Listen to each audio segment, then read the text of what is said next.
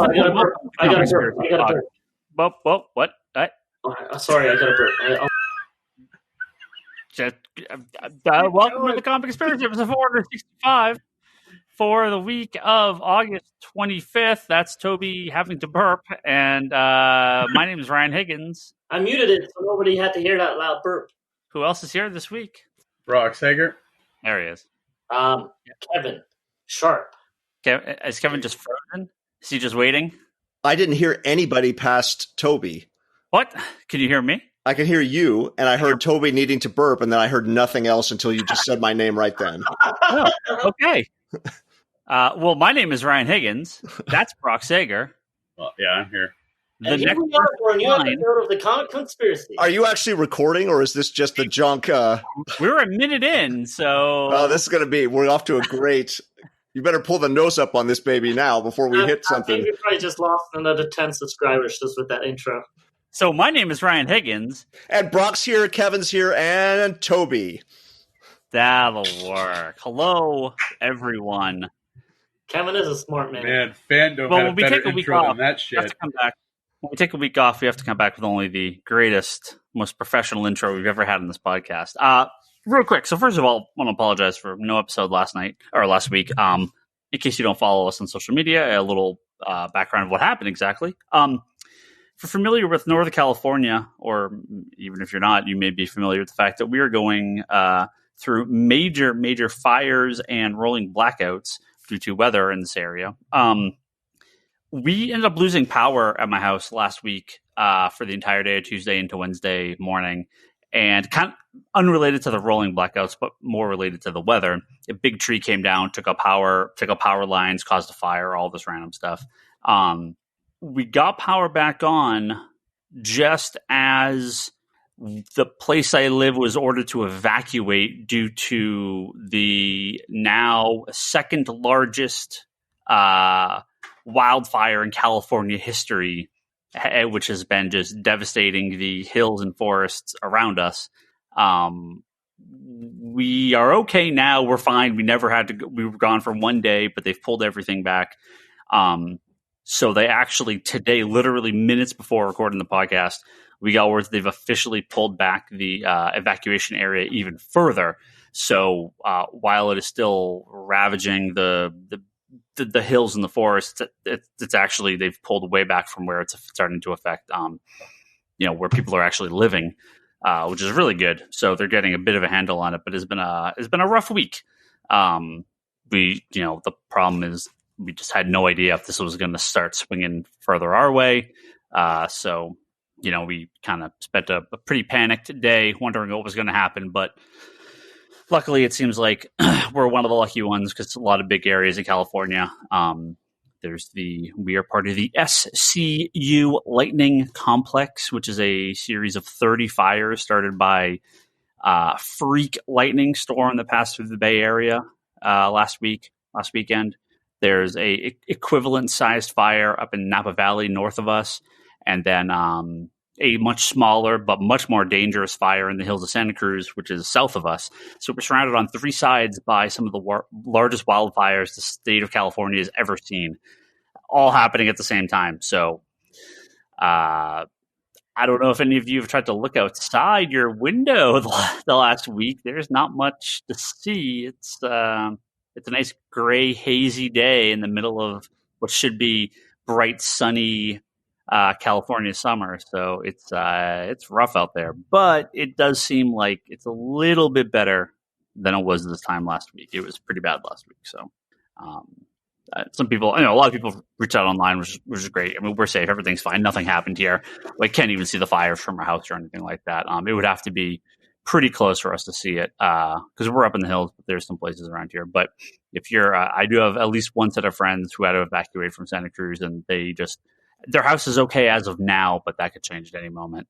And tens of thousands of people in the Bay Area are being affected and having to evacuate. Very scary stuff. So if any of our listeners are affected, hopefully everything's okay and you get back to your house and it's all there. All your comic books are there. So, God, there's so many other things to talk about, but we have to talk about FanDome this week. That's going to be our main topic in conversation. Well, there's other things we want to cover. There's some cancellations that we were going to talk about last week. A bunch of other stuff with DC. The finale of Stargirl, we still haven't talked about the end of that, but we have to talk this week about FanDome. Hopefully nothing happens in the next week, but we can cover some of these topics we've missed. Before we get into it, who watched it? Comic book news lately? It's a lot. There's a lot of stuff going on. There's a lot. so who watched what? I know I watched the whole thing. Brock, I think you saw most of it. I saw most of the main one. I didn't do any of the branch out stuff because I couldn't find where it was airing. None of that happened. All of the other stuff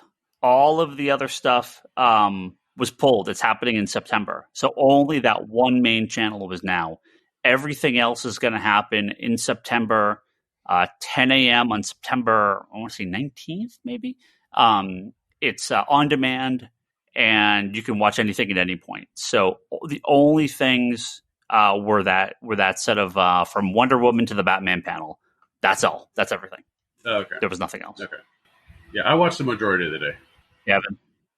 Well, I saw some of it with you, and then outside of that stuff, I think I probably saw. I didn't see any of the TV stuff, but everything else. There wasn't any. Wasn't there a Flash TV show? Absolutely. Yeah, season. Yep, there was a Flash. Yeah, Flash TV was after Justice, after the Snyder Cut stuff. I like how Ryan doesn't believe us, even though all three of us agree on it, and Ryan goes, let me look it up. I think you guys are wrong. Is there a Flash TV? See, he totally doesn't believe us. I'm looking at the schedule, and I watched the entire thing. There was a Flash TV panel? Yes, at 6:45 a.m., and I watched it. Okay. Anyway, I didn't see that, but I saw most of the rest. Apparently, I didn't either. So, well, I got home at 4-something a.m., so I caught the end of the Suicide Squad, and I literally watched all the way till 10 a.m. at that point. So I missed some of it that they didn't repeat, but I really wanted to see the Black Adam ones. I assume they repeated everything, yeah? Well, not when you get home at 4 a.m. I think Toby's starting on Sunday. Yes. Yeah. Yeah, there's only so many, because if you really wanted to see all of them, I think you had to be home at least by midnight or something. I think it was like 3 straight showings, roughly. Yeah. Well, I had a gig on Saturday, so there was no watching during the day. There's no watching during the evening. I made it home at 4 a.m. and therefore I watched it from 4 a.m. on. I may have been like 3:30 something because I caught the Suicide Squad. I don't know, 3:55 a.m. So yeah, I watched that and all the way through. The Flash TV panel happened between the Snyder Cut and Black Adam. Yeah. That's when it happened. I watched it. Oh, is it in order? Did it just repeat in order? Because that's how I watched it, yeah. Yeah, it just repeated. It must have been really short then. Because I'm looking at a list of the panels and I don't even see it listed here. So maybe they squeezed it in and it was really short and I just didn't even, maybe I was busy and I didn't even know what came on. That's really funny. Yeah, well, it was like, it was right after Justice League. So. Yeah, most of the stuff is going to be in September. Well, if it was right after Justice League, Ryan was busy tweeting probably. I'm going to go just straight order. We're going to start at the top. I'm gonna start at the top, and we're just gonna go through the day, and then let's get some our thoughts here. Let me just, before you even start, a short take here, maybe not a hot take, because I really thought this was way better produced, more informative, better not only the production value but the fan interaction element than that Comic-Con at home. I was going to save this for the end, but we can. Sure. No. We can start with it. I more than blown away with how good this was. Yeah. It was a lot of fun. Comic-Con at home was. Look, I understand it's difficult, of course, right? But that was like there was just nothing. Comic-Con, there wasn't only there weren't announcements really, but there also was no fan interaction to it. There was nothing. It was like watching somebody else's business Zoom meeting, and you're just like lurking. And obviously, they have a massive studio behind them there that pumped probably less than what they would have spent probably at Comic-Con, but I'm sure $1 million into this thing, just in production and the amount of time it took. They probably spent a decent amount of money to get this thing going. But but it was not, this wasn't, a 3-day, in-person massive production. This was kind of just a bunch of online Zoom talking heads, but with some production behind them, right? But they did a really good job. They did a good job too of having like a big panel with a kind of a smaller panel with a bigger panel with a more personal panel or a more. They did a good balance. It wasn't like they shoved everything big at the front and then just kind of let everything drop off at the end. And I think that would have been the mistake had they actually had all that other stuff, because you're going to go up against a Snyder Cut panel or the Batman panel. Like, that's not. No one's going to watch it, right? So I think moving that stuff to September for its own day and everything is just on demand is a way better way to do it, because then people can just check out whatever they want. But for the big panels like this, it does make more sense. I think they did a good job of just, no, we're just going to run this straight through. And I do think that was good, because I actually also created an urgency to watch it. Yeah. Well, you stayed up literally all night. Yeah, I had no choice. I mean, I had no choice, right? Because I was really hoping I could just go to sleep and watch it the next day. Yeah. And then when I figured out they were just playing it in that order on the site, I was like, oh, fuck me. And then I was like, when are the panels I actually want to see? I was like, oh, fuck me. So I was like, okay, I guess I'm staying up. So I thought they did a really good job. It was fun. It was funny. The production was great. Like, nothing got weird or messed up. If there was a problem, I didn't notice it. So. Well, they also rehearsed. I had an issue. Energy up. What was that, Brock? I had an issue like when the Snyder Cut dropped. When they actually were when they were playing the teaser, I was watching, and then DC FanDome froze on me. I think because everybody was trying to access it all at once, or my internet just was. Well, we're also watching. We're also watching you on Meet at about 1 frame every 30 seconds, so I don't think your internet's maybe the best. It was funny, down a little. Brock, when you did the imitation of the FanDome freezing, you actually froze. Yeah. I'm gonna put that on you and not them, okay? But who knows? I think I did have it was because the thing is, it was running fine for me. It was running fine for me for the rest of the day. So. But I was afraid that was going to be an issue when it first started up. But I didn't have any problems. One point, I think later in the day, I had it maybe pause for half a second, but yeah, I didn't notice any stream. And that's a good, right? I mean, they could have, the entire thing could have crashed immediately. They could have put no back into the streaming tech, and it would have just died immediately. But no, they obviously knew what they were doing. So let's start with Wonder Woman. Gal Gadot, Chris Pine, Kristen Wiig, Pedro Pascal, Patty Jenkins, and a special guest, of course, Linda Carter, showed up. Not a lot. I mean, we saw a new trailer, we saw Cheetah, but really, it wasn't like it was a ton of new info on that. I mean, seeing Cheetah was cool, but we've already seen toys, and there's been other leaks. I mean, I think if you really wanted to know, you could have seen what Cheetah looked like months ago. Well, at this point, it's more a hype train to keep the hype going, because of course it would have been out already at this point, right? It's out in like a month and a half, right? So it's going to be out in a month and a half. It's going to play internationally in a couple theaters here, some drive-ins, and then it's going to be out digitally. I mean, they haven't announced this, but we all know it's going to be out digitally 2 weeks later. It's going to be on demand. Maybe HBO Max will get their shit together, and you can just buy it on HBO Max, like you're going to be able to do with Mulan. So. I think we'll be seeing this by end of October from home. I can't imagine they're going to hold that theater only for too long. But Linda Carter being in the panel, that gives me all the hope in the world that they actually have put her in the movie. That I really think, I don't say confirmation, but to me, of course you could drag her out for anything, obviously. But having her on that panel as like the surprise guest for the first panel, she's in the movie. Come on. Thoughts? No? Yay? You think? I didn't watch the trailer, so I can't comment on that. Well, I watched it from 4 a.m. on, which translated to this version. I'm not there till Suicide Squad, so I missed the first 1, 2, 3, 4, 5, 6, 7, 8 panels. Okay. I would like to see this panel, to be honest with you. Yeah. Yeah, I mean, there's not the panels, like a lot of panels at Comic-Con, are just like, they're talking and chatting, and there's not really a lot of info, but it's fun to watch them talk, and then you get the trailer, right? Yeah. So that's... Yeah.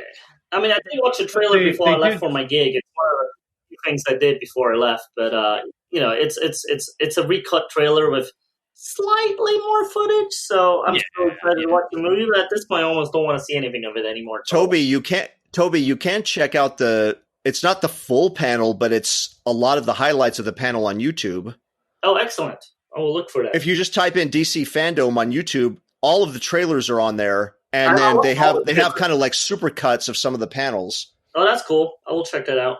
But Linda Carter, who do you want her to be, Ryan? The Wonder Woman of Earth 2 from World War II?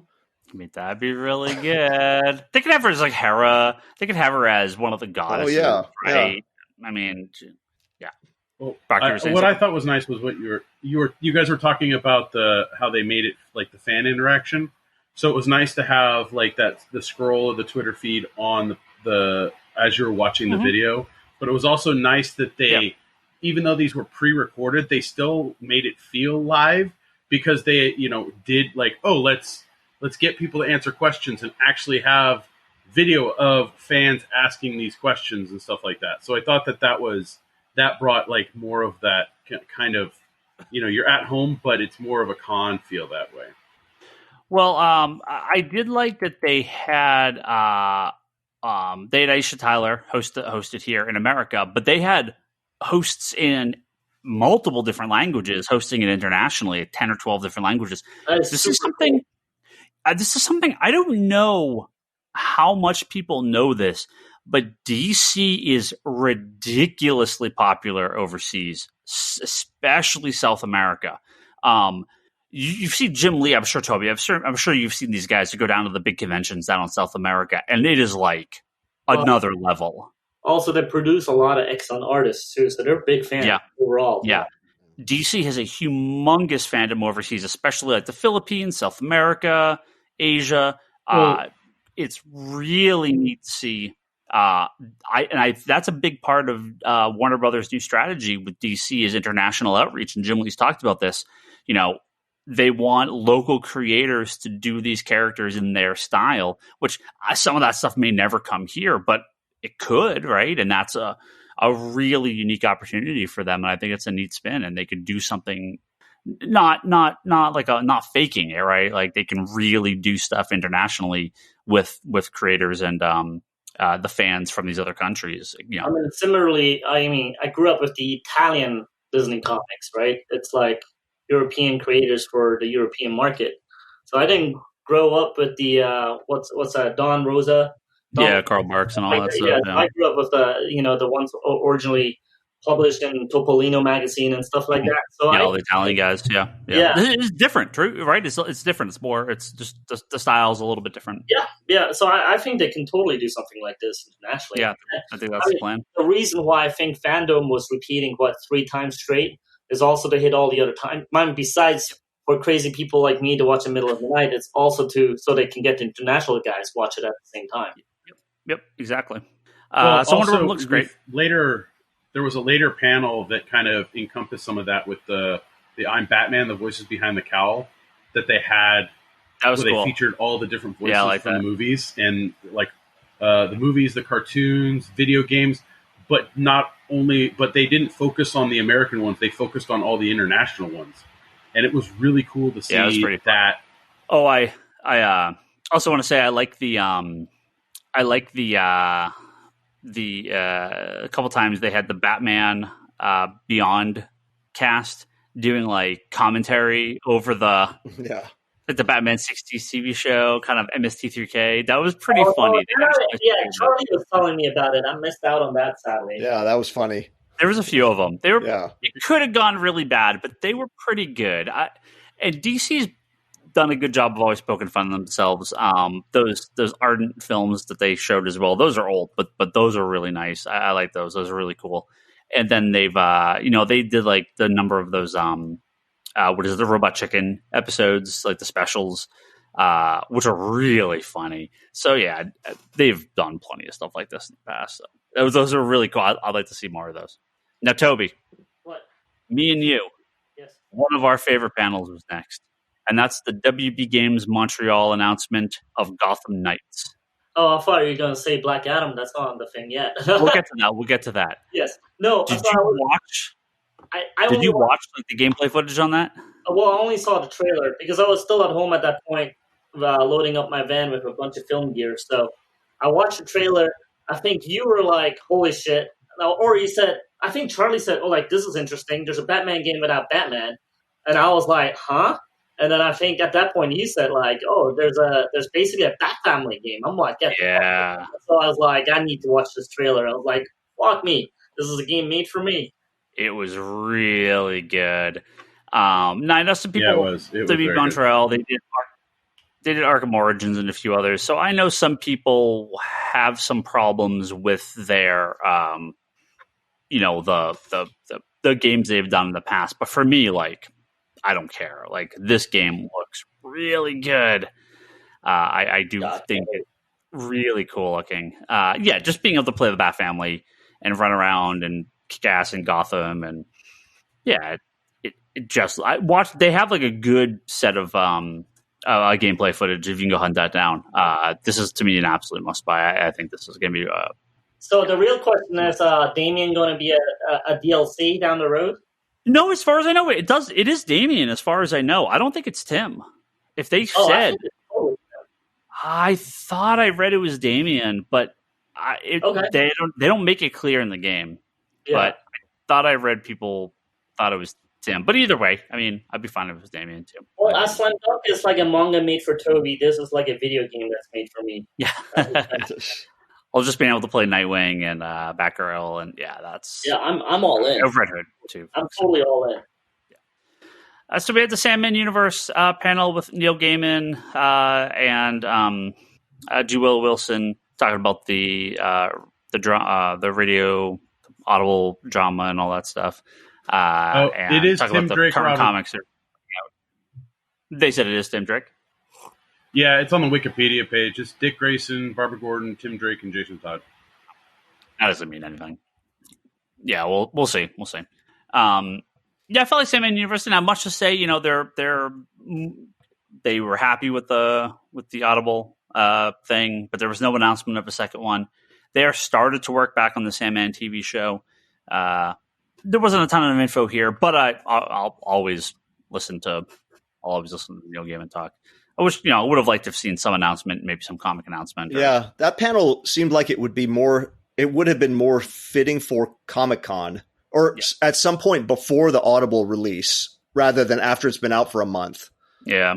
I have a feeling some of these are meant for before Comic-Con and came out, and they're still on the road to do some promo for it. Therefore, they did it. Yeah. I just don't think they had a ton to say, but, that's fine. Like, that's okay. Yeah. So some of these were kind of hitting quick. Now, the next panel, while it was light on specific news, I think it actually is way more important, especially after the Flash panel that follows it up. And this is the multiverse panel. So this was Jim Lee and Greg Berlanti and Walter Hamada from Warner Brothers talking about the idea of the multiverse and what it is. Now, comic book fans, we all know what the multiverse is. It's the infinite universe of different characters that can coexist. I'm not going to hold my breath that Warner Brothers is going to stick with this, but the fact that they're even considering just acknowledging the multiverse and having that concept lead the design in every movie, game, TV show that they do going forward, it makes me so happy, because while I love the big connected universe like the MCU, and as much as I would love to see DC try this, right? DC's strength has always been the multiple interpretations of their characters and the multiverse. And they seem to be really leaning into this, that they can have multiple versions of Batman show up in the Flash movie, that they can have the Snyder cut and the theatrical cut exist, that they can have Flash meet Flash from the TV show, that they are acknowledging that they can do the Batman movie and not have to have a tie-in with Justice League. They can. They even said they want to do all the talk is that they want to do a Red Sun movie, right? Which could be really neat. I mean, dark as hell, but it'd be really neat. So it's ballsy as hell for DC to try this. The belief has always been people won't understand. Well, how could you have a Batman? But that's different from this Batman. That's different from this Batman. But I think people get it now. Well, I think we always have. I think after Into the Spider-Verse, I think even the normals are starting. I can see that. Yeah. I think after Into the Spider-Verse, it's all gravy at this point. Yeah, I can see that.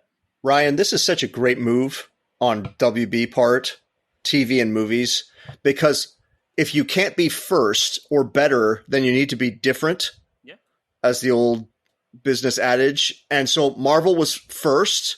I mean, I'm not counting like Batman 89. I'm talking about the current crop. Marvel was first, so DC lost that. They're not doing it better, as we've seen them try.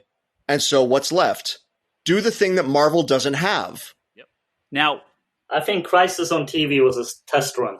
And I think it was a successful test run. I think Crisis was, but I think something else was too. I think the Joker movie really shifted opinions at Warner Brothers. Because if you listen to all the complaints about the Warner Brothers layoffs and what DC is going to happen to DC, they're like, well, we just don't like the Joker. We don't want that to be the style of movie we have going forward. This flies directly in the face of that because this allows the Joker movie to exist, plus the Joker to show up in a regular Batman movie, plus the Joker to show up in the animated stuff. If they didn't want billion-dollar Joker money, then they wouldn't push this forward. This allows them to be like, oh, fuck, dude, the sky's the limit. Like, we can have any interpretation of these characters we want. We're not beholden to a singular vision, right? And to me, that's great. Again, I would love nothing more than Batman, Superman, Wonder Woman, Flash, Green Lantern, a Justice League movie, Shazam shows up. I mean, I want Crisis on Infinite Earths theatrical film. Like, I want a MCU for DC, but if they're going to do these other things, and we'll cross over occasionally, and we'll have some connection and blah blah blah. But we're just going to kind of let every movie stand on its own, and we'll see what happens. Then that's great too. I've enjoyed the Snyderverse stuff, but let's take that aside. Not everyone has liked all these movies, but I don't think you can look at Wonder Woman, Shazam, Aquaman, Joker. These have all been very successful movies in some regard, and most of them financially, especially, right? I mean, Shazam did not make the money the others did, but it also wasn't expected to. And Joker blew the roof off everything. Nobody in a billion years thought Joker would make a quarter of that. So, and that we can have Batman. I mean, I think a lot of this, the Tyler Hoechlin Superman TV show is going to be a big part of this too, because now we can have Batman, or we can have Superman in the TV and in the movies. We can have Batman on Batgirl or on Batwoman, and we can have Batman in the movies. We can have two Batman in the movies. We're gonna have three Batman in the movies in the next couple of years between Robert Pattinson, and then we're gonna have two different Batman show up in the Flash movie. So between Michael Keaton and Ben Affleck are both going to be in the Flash movie. So as part of this whole multiverse concept, it's great. I love it. I'm very excited for this, and I hope it works out for them. And I hope they don't just like shit can it 2 years down the road like they always seem to do. That's the big concern, right? Well, yeah. I think Crisis. I think that Crisis TV thing really kind of brought that to the forefront, especially when they did the Flash from the TV show and the Flash from the movie meeting. And that was, I think that's. Well, they talk about this, right? Yeah, they talked about it. Yeah, that is a big deal. Yeah, because the TV show Flash tells the movie Flash that he's the Flash. Yeah, like, that's when Ezra Miller's character finds out he's called the Flash. More than just that, the fact that that WB Corporate was willing to put potentially one of their biggest movie stars, potentially, I mean, he's not, but he could be, right, depending on what happens over the next couple of years, into a TV show with a competing version of a of himself, right? That must have that to me is the point where this switched, and between Joker and that, where they're like, look, we can do this. We have the ability to have multiple versions, and they can complement each other. They don't have to compete against each other. Right now, we still have multiple versions within multiple versions. So you have all of the multiple versions across the different medias, but within the medias, you have even more multiple versions of those, which the Flash show has shown time and time again. Right? Like, how many Flashes have shown up in that show? Yeah. Good. And there's still a few more Flashes out there. Yeah. So I'm very excited for this. So we get the Flash panel with Ezra Miller, which was a oddball panel. It was fun though. It was super fun. It was odd, but it was fun. Ezra Miller's a weird dude, but it was pretty fun. And I mean, it seems like they're really pushing forward with this. We got kind of a designy version of his new suit. You don't really see it in action. This is just some concept art. Hard to really tell what it would look like on person.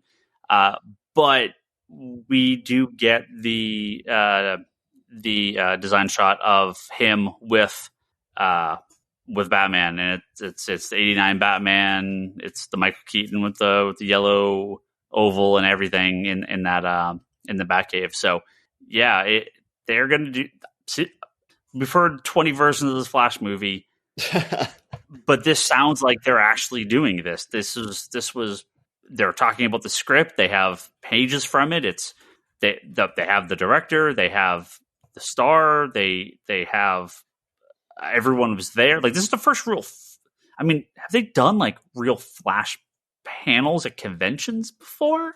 Like, no, I think he's always been a part of the other.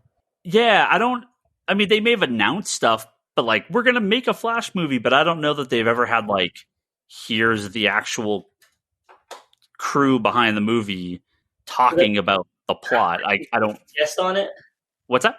Did Batfleck and Keaton guest on it? Like, it's no, it's just some concept art. Yeah, they just have the concept art. So, but they said, what are they saying? 2022? Is that right? I think 2022. So, let's see if it actually happens this time. But even though we just saw a drawing, even if they had shown a drawing of him in a red T-shirt with a lightning bolt on it, I would still say the costume is an upgrade over the. Yeah. Let's just say it. Hopefully, I can kiss it goodbye soon. The armor, armor on a Speed character of all of the DC cinematic ideas that I hate. That is definitely top 3. So hey, he has to have it because he's clumsy, and when he crashes, it helps protect him. Okay, now it makes sense. Okay, never mind. I take it back, Brock. Well, they'll just trying to give you a valid reason. I'm not sure. It doesn't look great. I'm not sure if we'll see him anything before the Flash movie, but I could see him show up in the first thing and be like, I need something a little bit better than this, and then zips into a better costume. All right, everyone, get ready because it's time. Time to talk about the Suicide Squad panel. Hold on, I got a train going by. All right. I'll talk about Suicide Squad here for a minute. Wait, is there not Batman Beyond? What happened there? Batman Beyond? Yeah. There wasn't a panel for that. Well, it says after Flash, there was Beyond Batman. Yeah, that was the Batman Beyond talking about the Batman 66. Yeah. They had little panels and stuff. I'm looking at like a bigger master. Oh yeah.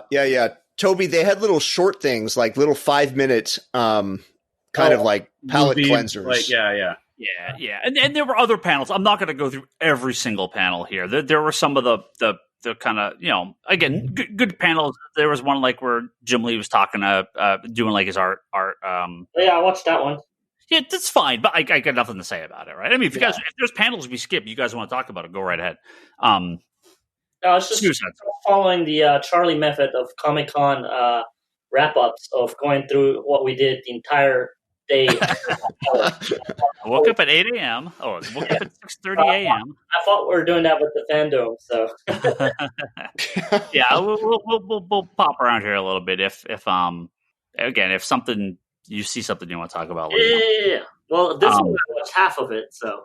Yeah, Suicide Squad. Now look, I don't care what you think about the first. Shit. Yeah, I don't care what you think about the first movie, love it or hate it. This is the Suicide Squad. The Suicide Squad was a good adaptation of the New 52 version of Suicide Squad, which is not the 87. Ryan, the 87. I love Margaret Robbie as Harley, and I like the Suicide Squad extended cut, but it's just a fair. It's not good. It's fair. I like it, but it's not. It was a shit movie, Brian. It's not the John Ostrander Suicide Squad. This is the John Ostrander Suicide Squad. Okay, so we get it's going to be the squad in a. Do you have the list in front of you? I have the list. We'll go through it in a 70s style, like war movie, right? With an all-star cast of the greatest Z-list villains in DC history. I am so excited to find out how they all die horribly. Yeah. Slaughtered. So constantly in terrible, terrible ways. What I'm super looking forward to is Suicide Squad 2, where actors are actually fighting to play characters that will get killed off. Killed immediately. Yeah. If Just you done. thought Brad Pitt in Deadpool 2, just done. I was just about to say, if you thought the X-Force scene in Deadpool 2 was good, I think you're going to enjoy this movie. Okay, so Margot Robbie's Harley Quinn, obviously. Yeah. Jack Courtney's Captain Boomerang. I don't think anyone's going to argue he was one of, if not the best part of the original movie. He was fantastic. He's such a Toby, here we go. You ready? Yes. Jack Courtney's Captain Boomerang is so amazing because he's such a scumbag dickhead. Okay, and I love it. It still amazes me. Real people, real life, you're about to shoot him in the head. What? Oh, if I knew him in real life, I'd never talk to him. In a movie? Dude, Captain Boomerang is an asshole, and he's so good. But he likes his stuffed uniform. Joel Kinnaman is Rick Flag, and comic accurate as hell, too, right? I barely recognized him, man. He looks so different. Yeah. Viola Davis is Amanda Waller again. I think she's perfect. Okay. John Cena as Peacemaker. Now, I didn't know who John Cena was. I had just seen that he was in the I knew who John Cena was, but I didn't know who he was playing in this movie. And I'm like, we had no idea who any of these characters were. So this is the official list. Yeah, and when they announced it, I was like, oh yeah. So of all these characters, Peacemaker is a legitimate character, right? He is a long time Charlton. He is the inspiration for the comedian on Watchmen. He's been in tons of comic books. Look, Harley Quinn and him are the only one that have had ongoing series out of everyone on this list. Yeah, look, I mean, Peacemaker's not Batman, but he is a legitimate character with a long history in the DC universe. The helmet. Oh, I love it. It's again comic accurate as hell. Oh yeah. So the funny thing about Peacemaker 2 is, John Cena's description of like a kind of a douchebag Captain America. What's he call him? A douchey Captain America. Yeah, that's great. Who kills anybody he needs to. Yeah, it's peace through any means necessary, right? Yeah. So that I really like. So he looks perfect, and I would really be mad if they killed him. I think Peacemaker's a legitimate character that they could do a lot with. I'm not saying give him his own solo movie, but I hope he does stick around because Peacemaker's a cool character.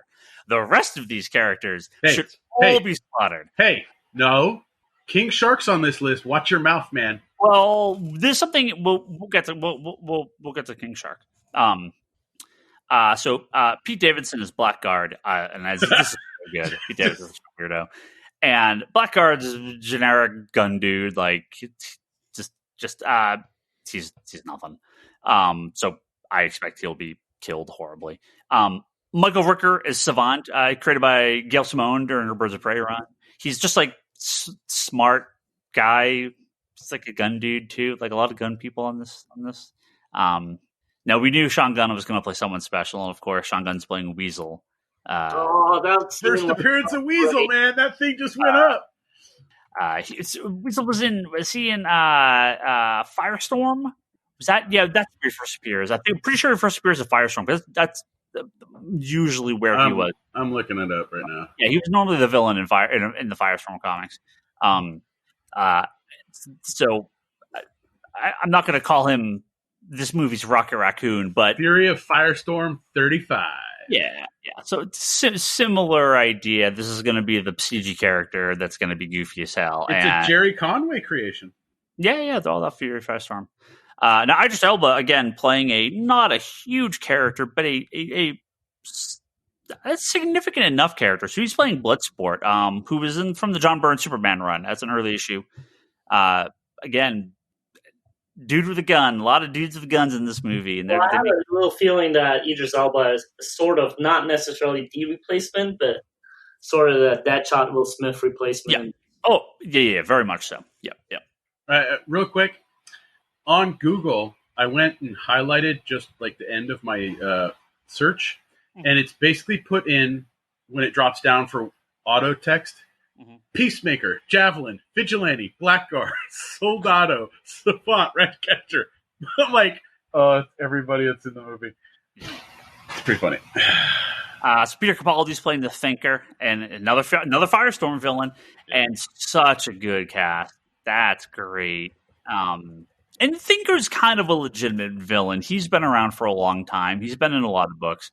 Again, he's not like the Joker, but he is kind of a legitimate character.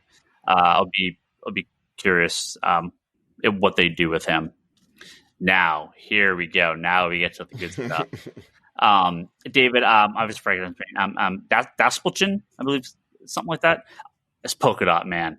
Oh man, Polka Dot Man, classic. Now, you guys have seen him in another DC movie. Yeah, he's been in a bunch of stuff. That dude's on a lot of movies. He was actually one of Joker's henchmen in The Dark Knight. Mm-hmm. Yep. Of Polka Dot Man is sort of like just that perfect Z-list villain to use for a movie like this. He's that character that comic book fans would be like, I bet you don't know about Polka Dot Man. Like that when they were doing that list of all the characters in the Lego Batman movie, right? Like Polka Dot Man's like one of the perfect characters to show up in that list of and they're all real. Great. They could have gone Condiment King. They went Polka Dot Man. I'll take it either way. Daniela Melchior as Ratcatcher 2. Now, technically new character, although Ratcatcher is a real character. So this is, they're not even just calling it Ratcatcher. They're acknowledging that the original Ratcatcher existed. So we might get an original Ratcatcher. So who knows? Maybe they already killed the original one. I don't know. And I like that. I like that they're doing something new. Flula Borg as Javelin. I love that amazing guy. Voice, incredible voice. That guy, to quote Adam Fitch on the Geekbox last night, he's too German.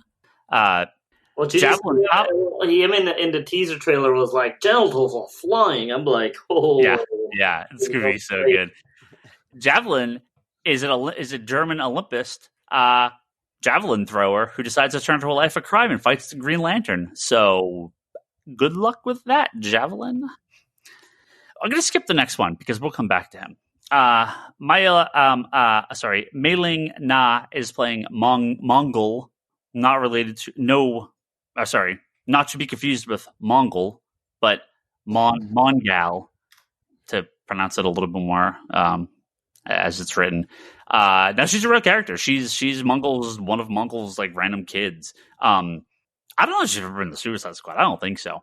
But she should be like the Hulk stand-in here. She's a legitimately crazy, powerful alien. So I don't know how they're going to play her up in the movie. But in the comics, she's very powerful. So this could be their sort of She-Hulk-like character. Alice Braga is playing Sulsoria, which I had read is actually a female version of another character. This character does not exist in the movie or in the comics, but it's basically like a female version of a male character named something else. It's something Soria, and I don't have it here. But again, some super zealous villain that's been nothing. So those are all cool. King Shark. They had the actor that's the stand-in. Is that Taika Waititi? So that's what people believe. Taika Waititi's in this movie, but he was not in this list of characters. He's not in any of the list on IMDb of people that are playing. So most people are assuming he's going to be the voice of King Shark, which, if you watch the current Harley Quinn animated series, is perfect because they give him not the voice you would think they would give a character named King Shark. So if Taika Waititi is King Shark, that is perfect. Perfect casting. Should be very funny. King Shark should be amazing too. And again, he's a legitimate Squad character. He's been around for a long time. He's in like the Suicide Squad game they announced at this convention. He's in the Harley Quinn show. He's in this. So King Shark's having like Flash, a hell of a the few Flash years. TV show. Yeah. King Shark's been having a hell of a few years. King Shark on the Harley cartoon is my favorite. Oh, he's so funny. He's so funny. Now we have one last character to talk about here. This character shows up, and I'm like, who? Nathan Fillion as a character named TDK. And I'm like, TDK? What the fuck is TDK? Poking around online, TDK is not a character. And then I see the still shot of his like little character picture when it shows up. And what do you see? 2 crossed arms that are like stubs at the end. And then the rumor starts going around that his name stands for, TDK stands for the Detachable Kid, meaning the rumors are true.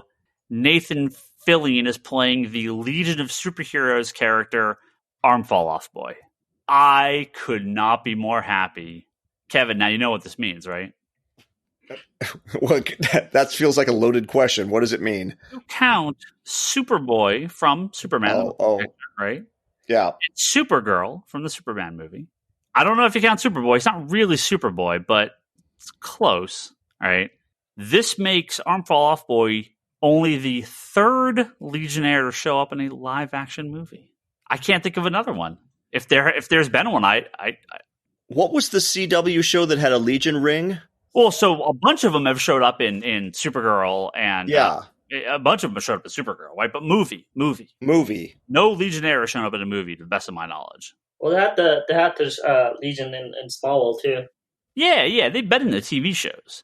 Yeah, so Arm Fall Off Boy, silver screen first, and I'm so excited. I mean, it's Nathan Fillion. I'm assuming they're going to kill him very quickly, but I hope they keep him around. You know what I'm really curious about with this crazy list that you just read? So good. Is how are these characters all going to be brought together? Like, can you imagine this?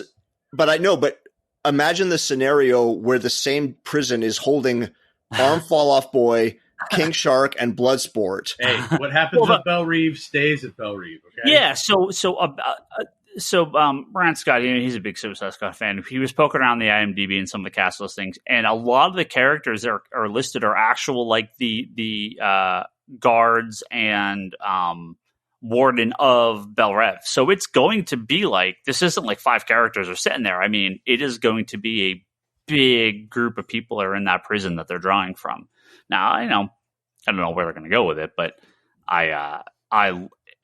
so many of these characters, you don't need much of an origin for Weasel. He's a weasel and dies after 2 scenes, all right? I mean, most of these characters should just get killed off super fast. They'll keep Harley, and they should keep Captain Boomerang. A personal note, I hope they keep Peacemaker, but they're all, I mean, that's the whole point of the Suicide Squad. They're all expendable. They're going to kill them all. So, And they had a nice little, like, couple minutes sort of behind the scenes sort of teaser like thing. I was floored by that one. I was so excited. It looks so good. Yeah. Well, it was the weird thing about it was seeing how many people were on that Zoom call. They did a good job. They had a lot of people on there. it was 18 people. Yeah, it was a lot. Like they separated it into 2 teams of 9 each. I'm like, that's a lot of people in this movie. I have to say, this is the movie where I think Harley actually looks the most comic accurate and the best out of all. It's already done. It's straight out of one of the comics. Yeah. I'm already like, I'm doomed. I'm gonna get the hot toy just because it looks better than any of the other ones. Yeah, it looks really good. So Suicide Squad, to me, I think was one of the best parts of the whole thing. No, you're wrong. The So, Black, well, the Black Adam panel, which we'll talk about later, is the best part. one of the best.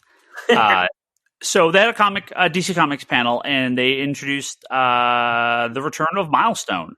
So long time ago, DC had a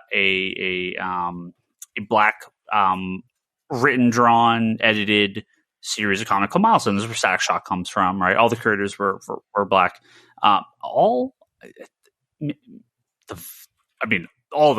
people that made the company. I don't know if every creator that worked on it was, but the vast majority was. I'll have to look and see. There might not have been. Well, I think it was majority of the writers and artists were there, but I think the editors, I'm not sure. I mean, at least the people that started it were. I don't know if like every editor or every inker, but the vast majority of the creators were black. And so there's been now, I'm very excited this is coming back, but there's a couple caveats here. First, we did get more information from it. So there's going to be a Static Shock comic that's digital to start. So there will be print versions at some point, but we don't know when. Then they said there's going to be more products down the line. There's going to be an original graphic novel. I think Hardware. I think that's getting one. But like, this is not the first time we've heard Milestone's coming back. And this is not the first time we got like one thing and then nothing after. They've brought it back a few times. There's been these weird legal battles. I haven't really kept up with the status of exactly what's causing these, but they've had a lot of back and forth on the actual like ownership of these characters. And we've heard they fixed this stuff in the past, and then they haven't. So I'm going to put a big asterisk on this one. I hope this all happens. I might not bet on it, but I hope it happens. And I hope they do print versions of everything because, I mean, digital just doesn't sell a lot. So I would think this would be successful enough, especially Static Shock, if they put those graphic novels back into print. Well, if for anything, I actually thought that was a cool panel just for historic reasons. No, it was a great panel. I'm concerned about them starting this and it once again just not leading anywhere. Dwayne McDuffie tried to bring some of the characters back when he wrote Justice League and didn't go anything further than that. They brought back a Static Shock comic during like New 52. Didn't go anywhere. Didn't they have like that Milestone like 2-part thing in the aughts? Yeah, they did like this two-part miniseries. Yeah, it was supposed to lead into this whole revival that didn't. So I'm just like, come on, guys! Like, well, I think had they said we're going to launch 4 books out of this, and here's the creative teams, and it's coming out in January, awesome. They're like, we have 1 digital series and more later. That does not fill me with hope. Well, and they didn't commit to like the old, like releasing the old stuff because people have been, but like physically, people have been asking for the reprints and collections of those for a long time. It's crazy the Static Shock's not in print. Just crazy, but we'll see. We'll see what happens. So I didn't notice they referred to Static as kind of the Black Spider-Man, which would essentially make him the original Miles Morales. I never thought of him that way. I thought that was an interesting take. Yeah, no, I mean, he was like the big hit, right? I mean, that was the TV show, and I really watching the show. I thought that was just a super cool panel, just like I said, for historic reasons, because I didn't know about some of the behind the scenes story on that one. So I thought that was just kind of cool for that. Yeah, I don't want to.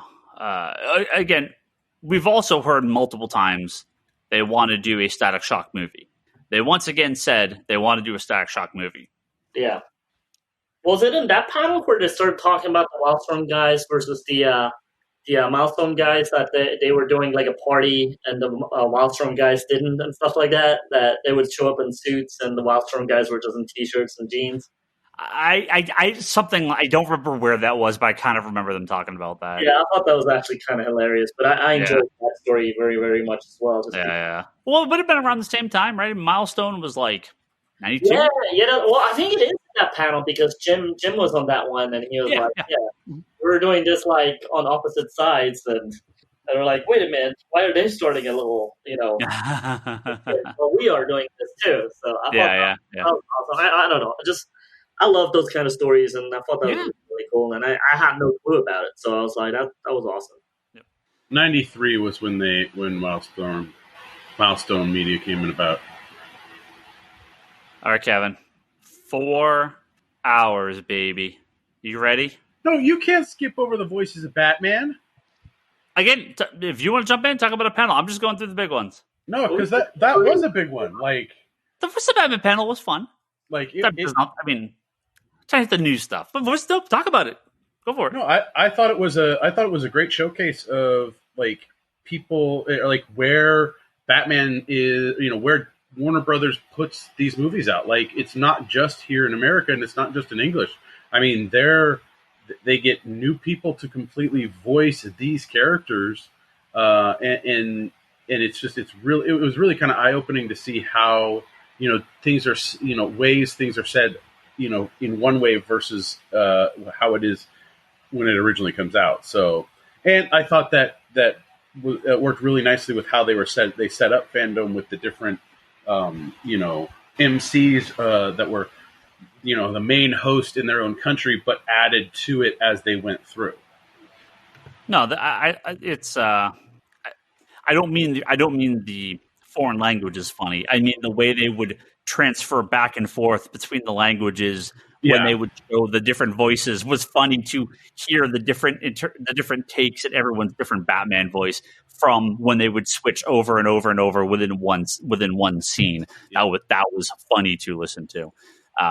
So yeah, I really like that was a fun panel. Well, like I said, a lot of these panels were like less news, more informative and more interesting. So well, I enjoyed that one too, just because coming from the other side, it was kind of cool just to get a little highlight on some of these other guys, not just Conroy.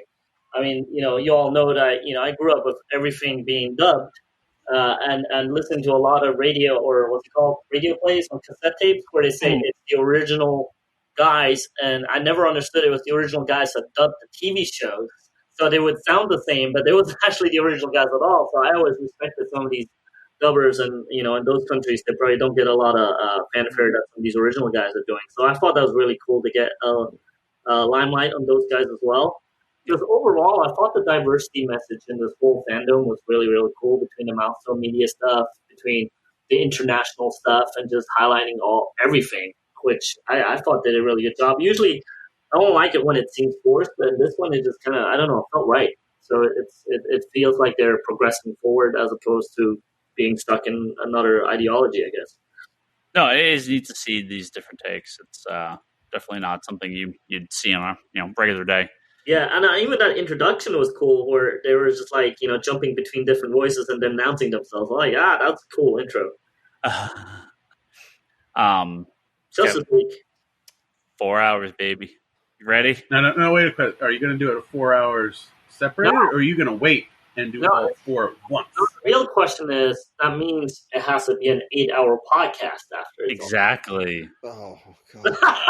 I think we I think Kevin's response. So what we'll do is this. It'll air Monday, Tuesday, Wednesday, Thursday in a week. So we'll do I'll say 2.5 hour wrap up post Snyder Cut for each chapter, right? And then on Friday, when they release the whole 4 hour cut, we'll do a 4 to 6 hour long podcast. You should make that a Patreon exclusive. That every day, that marathon session. Every day we'll do a different Snyder Cut. Well, you heard it here first, so we got to hold Ryan to it. We're totally going to do it. It's 2021, right? Okay, so we'll actually have practice when we do the live election night coverage. We'll get. It'll be me and Joel McHale. We'll do our after show. It'll be fun. It'll be good times, dude. Snyder Cut. Look. You're either in or you're out at this point. You know what you're getting, or you just have no interest. And people like Kevin they'll take it for the team. They're just going to take it. They're just going to be like, look, I get it. I mean, it looks like the same movie. Yeah. The clips. It looks like. No, it doesn't. It looks like PBS. In the movie. Now, a third of those clips were in original trailers. I know, but what I'm saying is I was watching, and other than seeing Darkseid at the beginning, all of those scenes, I was like, haven't I seen this? I feel like I've watched this movie. No, Iris back in the movie. More of Cyborg. more of Cyborg's dad and Cyborg. We got the Joker playing card in the Destroy Justice League. The ending is completely different, right? They showed the end shot, but instead of just looking into the sunset, it's actually a ship coming towards them. All the stuff with the black costume Superman suit looks great. Yeah, I'm 100% down. I cannot wait. I'm so excited to see what they do with this. Snyder Cut people are insane. That hasn't changed, but I am totally down. That was the one thing in the panel that went, like, I was like, okay, cool, I'm watching the panel. And we're then gonna have your fans. We're gonna have the Snyder Cut people come out. I'm like, oh shit! Like that's where I kind of like. I'm like, I don't want to listen to this. I don't want to deal with these like people. And then they was like, but they felt like they were really reserved. So I was like, okay, it's not so bad. And then they gave you the trailer. I'm sure they told them to take it down a level or 3. But yeah. I mean, look. To be honest, I mean, can we talk about the teaser now, or yeah, talk about anything you want. Yeah, I don't have anything to say because I've already said it all. We'll watch it when it comes out. I have to say, so the teaser leaked early that morning. It's like literally the first thing I watched, and when I watched it, I'm like, "There's no way this shit is real." Like, it was the actual same teaser. I was just like, "This is not real." It's got black bars on the side. It's weirdly framed. It's a slow-ass song. All the shots in there I recognized, whether it was from the movie before or it was from trailers that were happening before the original movie came out. And about halfway through, I stopped it and decided to chat Ryan and go, this can't be real. This is not real. And Ryan was like, no, it's real. I'm like, no way. And at that point, I went back to it trying to finish the trailer. Only for it to be pulled already at that point. So I'm like, oh, fuck. Maybe it is real. I seriously thought it was someone that cut his own trailer together just to pull a fast one on all the fans. Sort of like the with the Snyder Cut for HBO Max, which became somehow a reality. I really thought this is someone pulling a fast one. Fast forward to 2:30, and like, holy fuck, this is actually the trailer. And it's gonna have what is it, like the 166.1 frame rate or resolution, where it's gonna have it's gonna have the 166.1 aspect ratio. So it's gonna be like full screen almost. It's gonna have the black bars on the side, which is I do not understand at all. I mean, you were telling me about it earlier today. I'm like totally thrown off. I'm like, why? If it's meant for HBO Max, why black bars on the sides? I mean, that way. I'm like, I just don't get it. That screen, that aspect ratio in the trailer is what the movie is going to look like. I don't know how to say that one. No, it is. I mean, Brock, it is. That's what he said. This is the aspect ratio of the movie. This is the way it's going to look. He did it because he wants like a bigger frame. Yeah, and you lose that because he's not matting the top and bottom for a theater screen. It's like called open matte in some formats. Oh, where the European widescreen version. Yeah. Okay. Yes. Okay. Yeah, I'm really thrown off by that. I mean, if that's how you shot it, then sure. But I'm just really, I think it'll throw a lot of people off. But we'll see. Yeah. Well, Ryan won't watch now. No, I'm there's no way this is out before November or December, right? I mean, this doesn't come out in like May, right? There's no chance. Unless it's a summer release. I just don't. We gotta wait a whole year for this? Man. Yeah. It's 2021, but I just can't imagine it comes out that quick. We're gonna get a Cyborg movie before this comes out. Yeah, I don't know. I'm joking. All right, Toby. Yes? This is all you. Yes? Black Adam. Oh, wait, you're skipping Titans on Harley?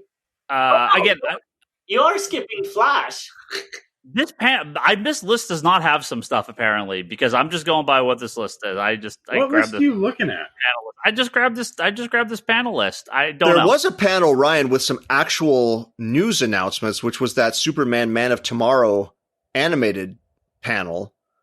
Yeah, I think I saw that when it was on, but I think I was busy at work. I don't think I caught too much of the news from Well, I that. mean, let's just call out the two announcements from that, which are the new animated movies, the Long Halloween and the World War II Justice Society movie. Yes, very excited for the JSA movie. Very excited. So Cannot wait for the JSA movie. So I'm like, Long Halloween, 2-parter Long Halloween. Long Halloween's great, but I want that Long Halloween movie. Oh, sorry, I want that. The hell is it? JSA movie. Okay, I'll close this one. I'll go over to Brock's list. That's the one from FanDome. So yeah. Let's see. Thanks to that. Oh, we missed a Chris Daughtry performance. We'll talk about that. No, that was silly. Yeah, the last TV panel, they really talked about much. I just don't remember anything from it. Like, they didn't really. Well, I left after the Snyder. I had some errands to run, so I don't come back to it until halfway through the Batman panel. Yeah. But I watched the Suicide Squad game trailer thing. So let's talk Black Adam. How? So can I introduce this real fast, right? Yeah, no, go for it. So I'm like busy, running rehearsals, doing sound check, and I get this text from Ryan, and it goes like this: "Holy shit, The Rock is hilarious." And I was like, "What the fuck? Did you just realize this now? After all these years of me telling you about The Rock, now I know The Rock is hilarious. Like finally, after all these years." So I know The Rock is funny. He was very funny on this panel. So I responded with where the fuck have you been? It's been fantastic since day one. Yeah. It's also after Ryan being excited for that panel, that was like the panel. I was like, shit, I have to stay up and see this. And boy, was it worth it. Rock alone made everything great. The Black Adam panel was so good. Now there's 2 parts to talk about here. The first is we get an official announcement of who the rest of the cast of the movie is going to be. Yeah. And that is the JSA with Hawkman,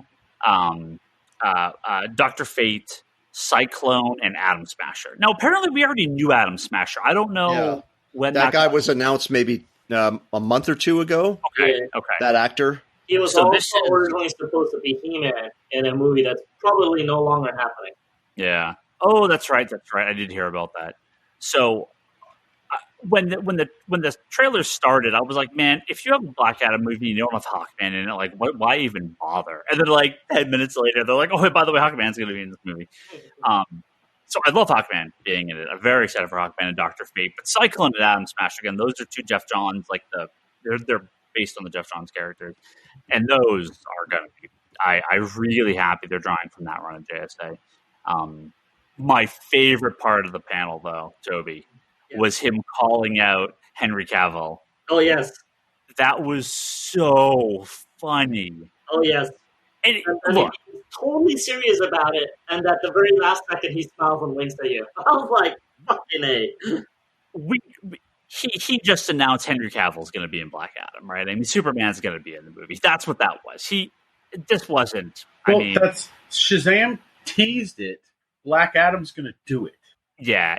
I mean, he basically calls out the entire JLA. He's like, "Okay, everyone, I'm the king shit now in this town, so you better come after me if you want." But he calls out Henry Cavill, which Henry Cavill's got to be in the movie. I mean, there's just not even a chance. That to me, that was just confirmation right there. And at this point, all the wrestling fans are like, "We've seen this years ago. He does this all the time. Don't you guys know? It's finally you guys are on board too." But it's funny when he does it to us about a superhero, like a comic book. Like that makes it better. Yeah, that was definitely the best part. I mean, he's always been very charismatic, and he's his own best hype man, his own marketing machine, and he's doing it again on a major DC property, which is awesome. Yeah.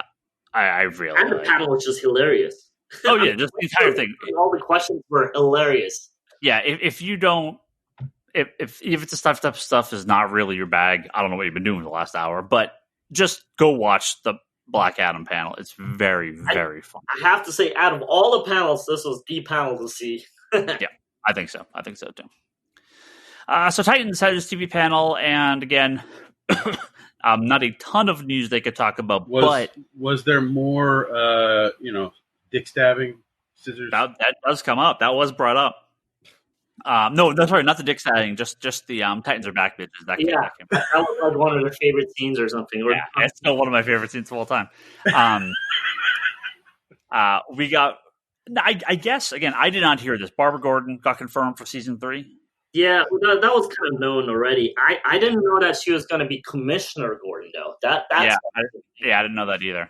I thought they were going to do full on, No Man's Land's, Oracle Barbara, but it looks like it might be more Batman the Animated Series / Batman Beyond Barbara Gordon. Batman Beyond, right.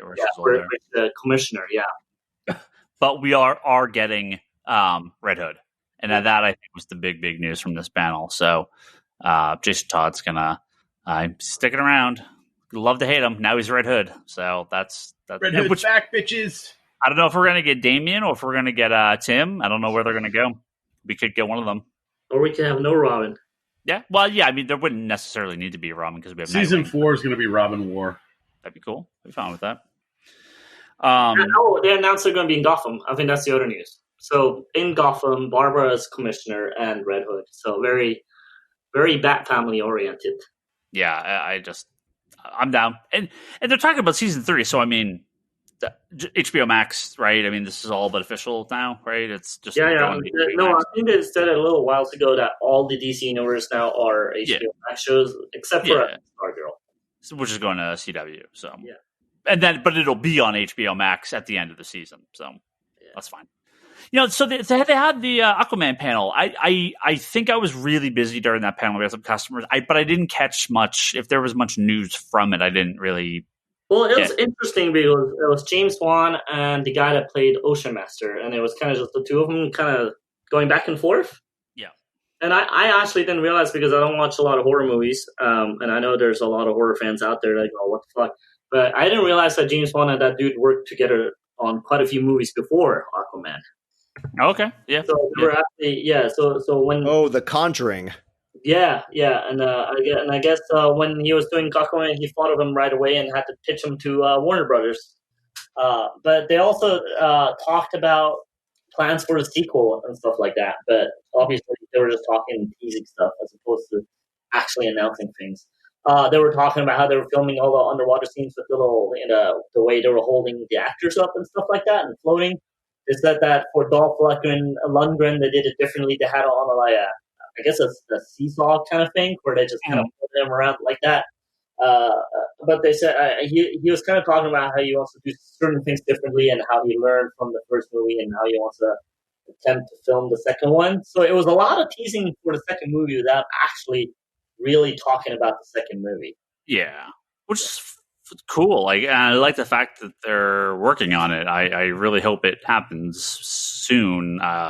First one was great, and I'd love to see another one. I don't want them Yeah, I think it's almost like that was there to kind of keep the brand going. It was kind of like to hold it over without actually having to announce stuff too much yet. Right. And no Jason Momoa appearing. Sadly. Yeah, I'm not too surprised. So not a panel with any news, but probably the second greatest panel of the whole show. You might not be wrong.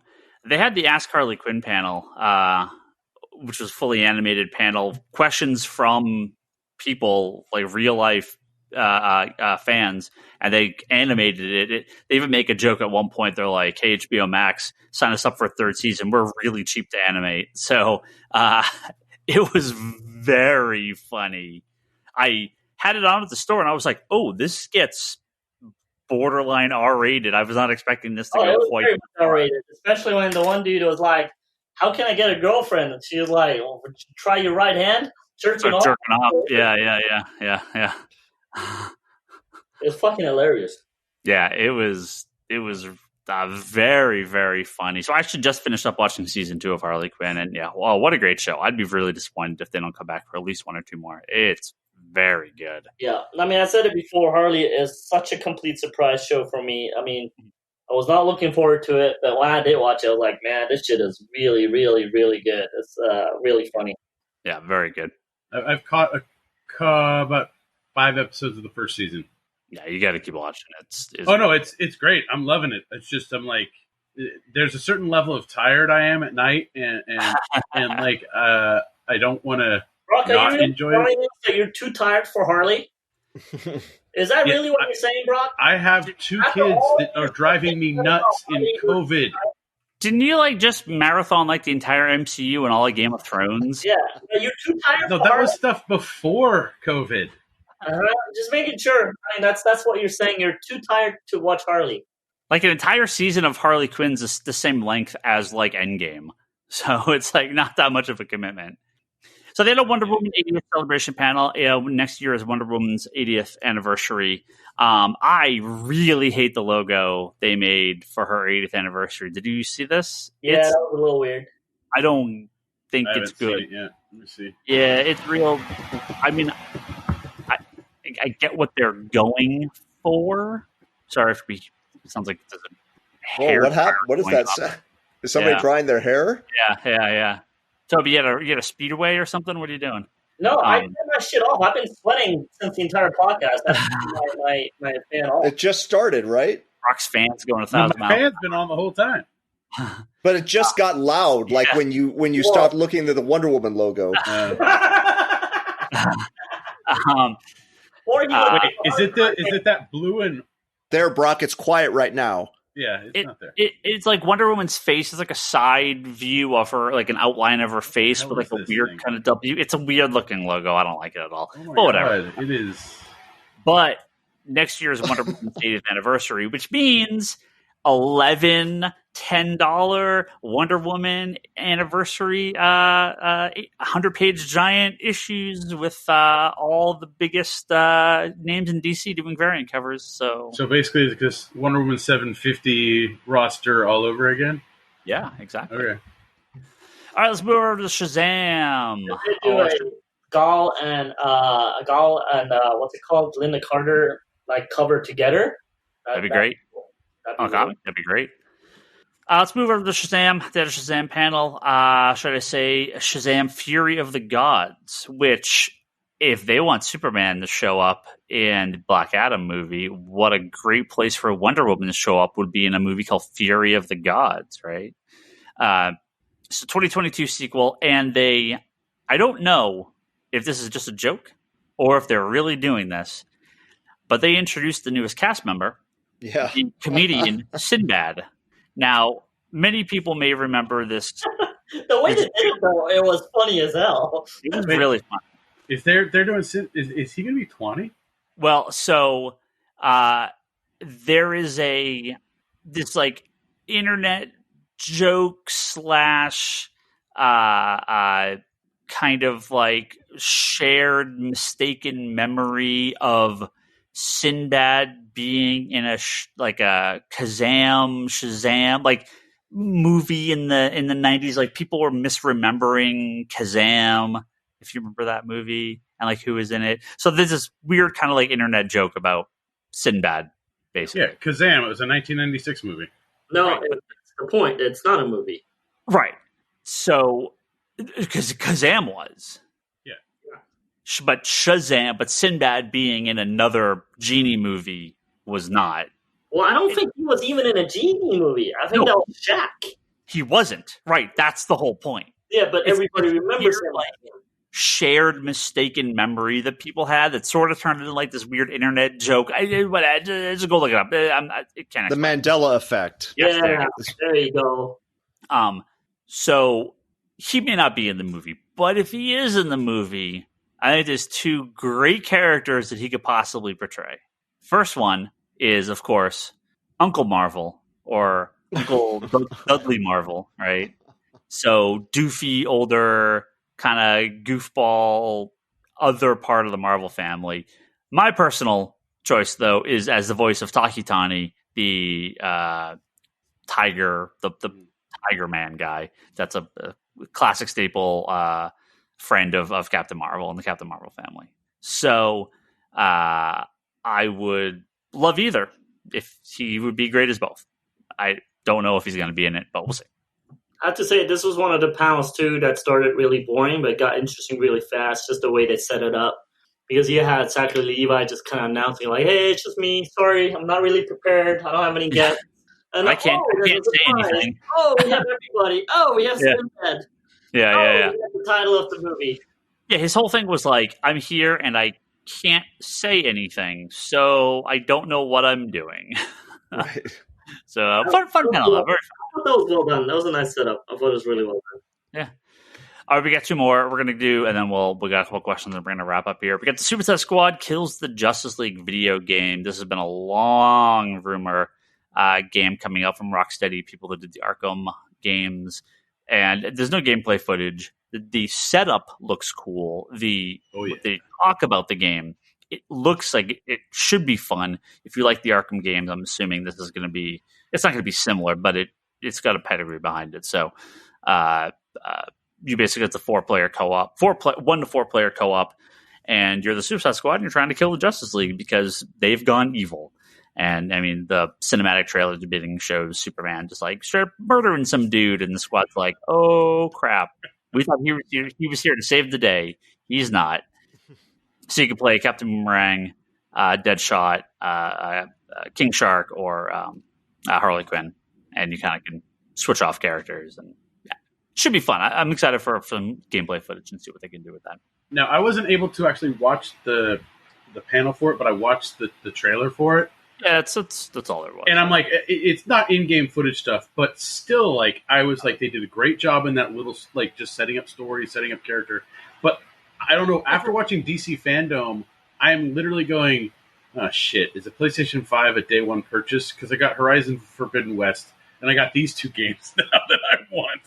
And they're going to be a while. They're not coming out this year, so these are still. Are these going to be like? Yeah, I was going to ask that. Is that going to be PS5, Xbox games, not Switch version, or because I'm still not planning on buying Gotham Knights could be Switch. Squad probably not. It could, but probably not. No, not with the rating that they're probably going to give that thing.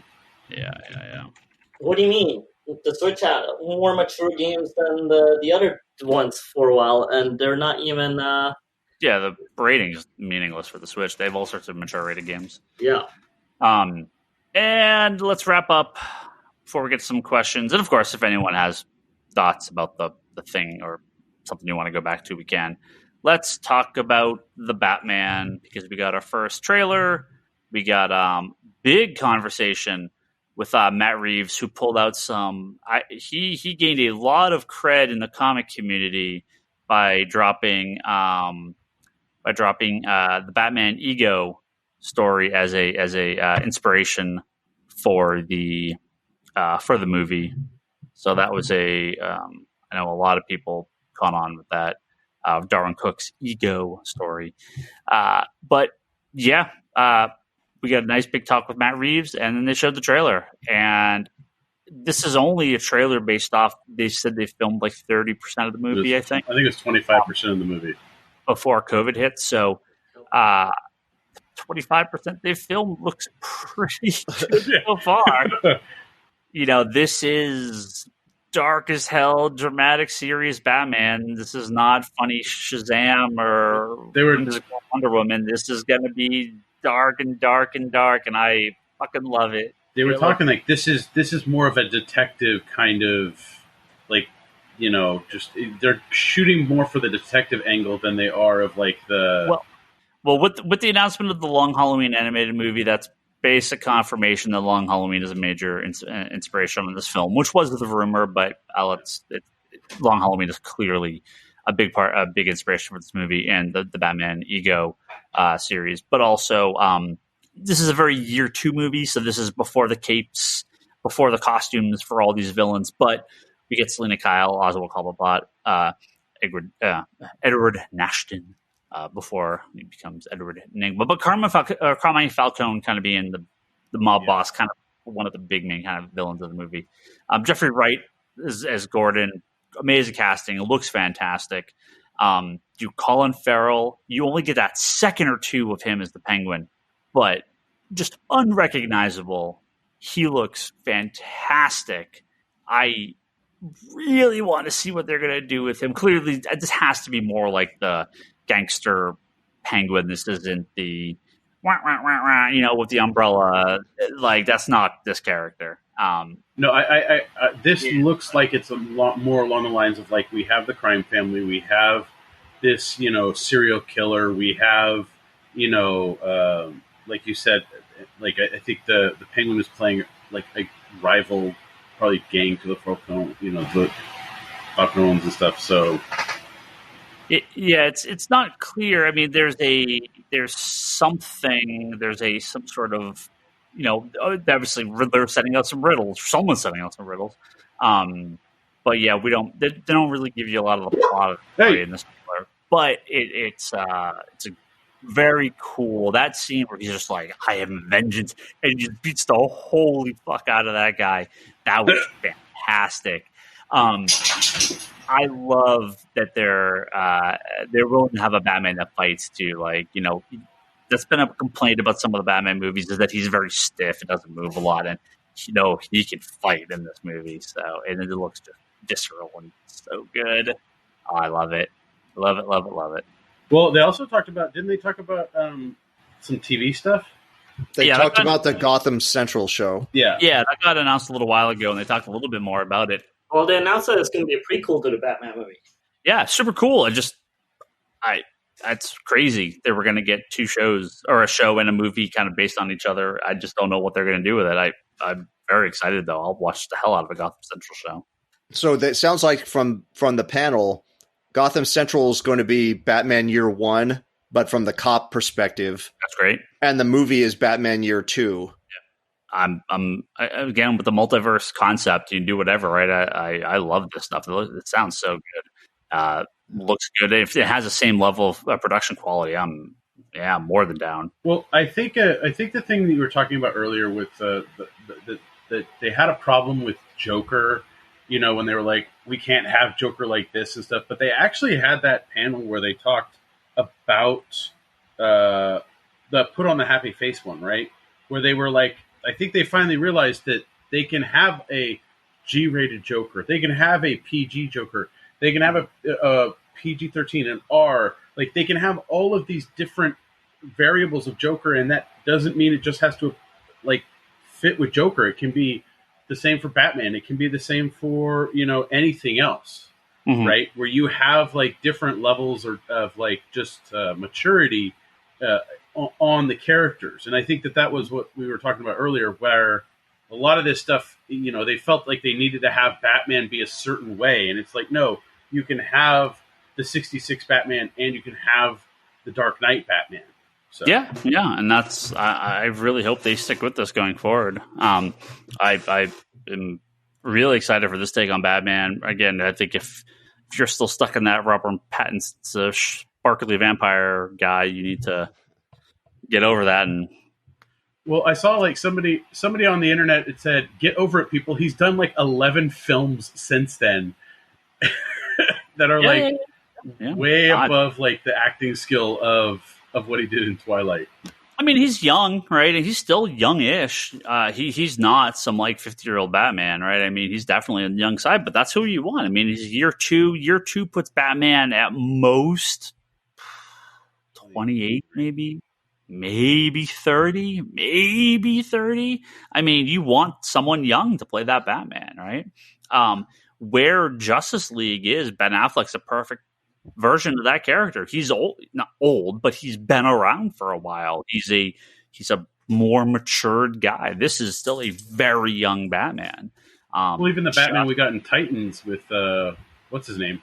Yeah, he's like, very much older than that. Yeah. So that works too, right? I have no problem. So yeah, overall, FanDome was incredible. This just ruins conventions. Like, I don't want to like, just do this. Forget Comic-Con. You did it, guys. It's just what you do going forward. And when does Marvel do theirs now, right? There's no way Marvel doesn't have one of these. They're not going to have D23. They're not going to have conventions next year, guys. Sorry, it's going to be a long. Probably 2022, but like Marvel could totally have, or Disney could totally have like 4 of these a year, every year, forever. There's so much content. DC could easily do one of these a year. It's super produced. It's perfect. It doesn't have to be live. It's not weird. People won't say dumb crap because you just edit around it. You know, I mean, look, I love conventions, but like, this is how you talk to fans now. Just do this, you know? Well, I mean, I enjoyed the fact that, you know, at first I was like, man, there's so much going on in this thing. I don't know what's going on because they released the schedule and they had the different sections. And then I'm like, wait, stuff's lining up weird. And then it was like, oh no, these ones are being like, these ones you can watch anytime, but this is the main list of stuff that's being aired. And then it was, they just did the Hall of Heroes stuff and they didn't do anything else. Like you said, they're doing it in September. Yep. Which is good. Which is fine. Yeah.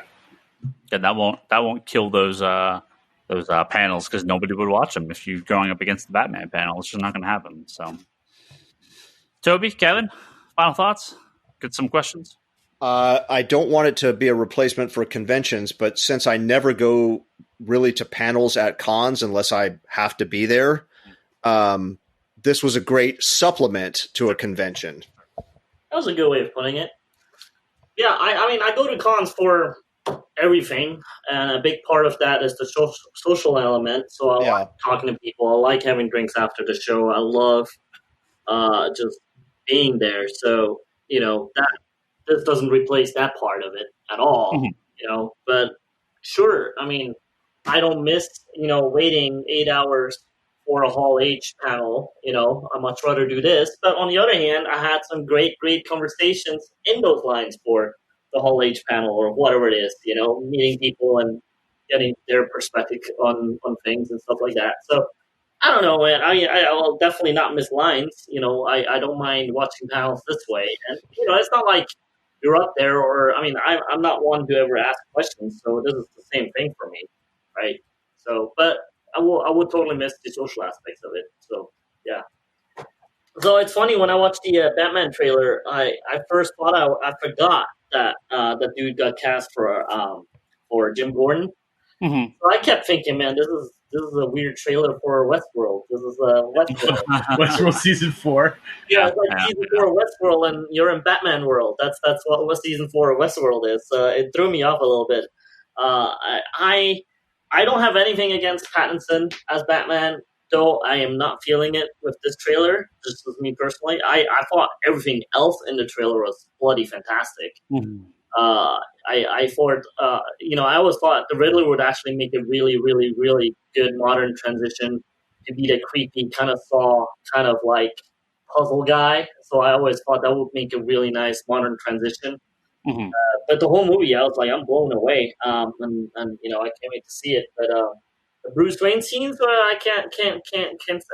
Were a little tough for me, man. They remind me of emo Toby Maguire in Spider-Man 2. I can't lie. But, you know, I believe in Matt Reeves. I think he's going to do a fantastic job. So I can't wait to watch this movie. Yeah. We'll see. I'm excited. Yeah. Got some questions. Let's hit these up real quick. From Vernon Libertas on Patreon, he says, what we saw at FanDome for the Suicide Squad looks great, but the trailer for the first one is great too. Is anyone's feeling once bitten and concerned studio shenanigans will ruin a good movie again? Kevin is waving his hand. I'm waving my hand for saying once bitten, but I don't think I think they learned a big lesson that last go around. Hope so. With what happened between that trailer and the movie hitting theaters. So to answer his question, I feel once bitten, but I do not feel twice shy. Yeah, you want to hope the new people in charge. You want to hope the new people in charge know what they're doing. I'll give them the benefit of the doubt till stuff starts rolling out. If they have a complete CEO shakeup 6 months from now and everything changes again, whatever.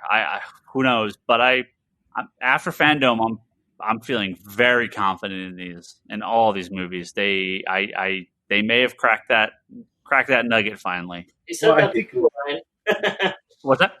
You said that before. I'm laughing at you. But on the other hand, I absolutely agree. We'll see. Well, it's one of those things where I think we have the Marvel Universe. Kevin, you said the Marvel Universe did it first. DC has to do it different, and I think that's what they've finally done is they've realized that it's not these separate entities. These things can merge and move together and be in the same space, even though it's on TV or it's on movie or whatever. So, yeah, but yeah, I think they'll learn their lesson. Well, especially with the Snyder Cut coming out and people asking, say, for the Ayer cut, I think they will hopefully let these filmmakers, and especially after Joker, make their vision and then kind of live with it afterwards. So yeah, if you sign off on it, let it go. I think when people get into the MCU stuff, they understand they're part of this big machine, and they've had some movies like Ragnarok where they've been able to kind of go off in their own direction quite a bit, but I think you kind of know what you're getting into with those movies.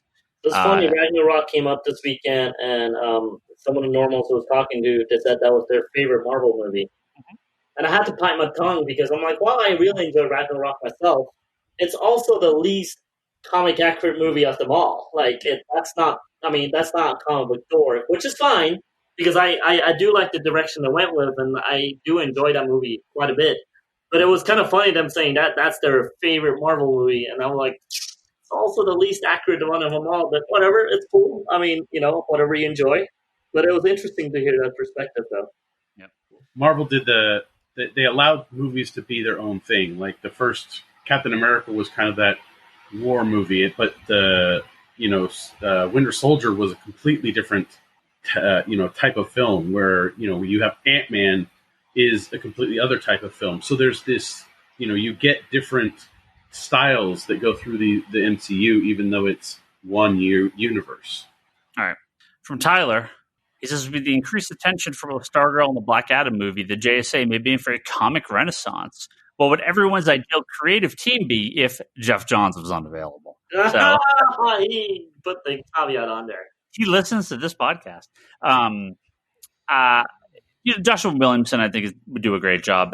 He's definitely done a lot of stuff with Jay Garrick in the current Flash comic, and he's got a good eye for that team dynamic, that family dynamic that's a part of Flash, and I think that would translate really good to the JSA for the Jeff Johns, the more modern interpretation of the team. So that'd be my pick.